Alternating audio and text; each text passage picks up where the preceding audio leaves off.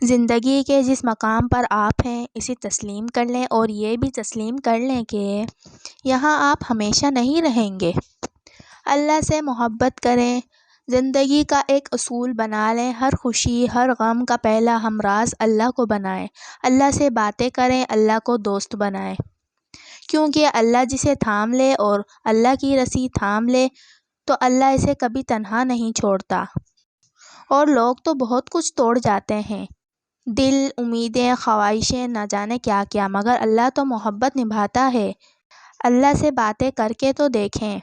درد کی شدت، تکلیف کی شدت میں نکلنے والے آنسو عرش تک جاتے ہیں۔ اس کا بندہ بار بار پکارے تو کیسے ممکن ہے کہ اس کی طرف سے جواب نہ آئے؟ جواب آتا ہے، فوراً آتا ہے، بس انسان ہی بہت جلد باز ہے۔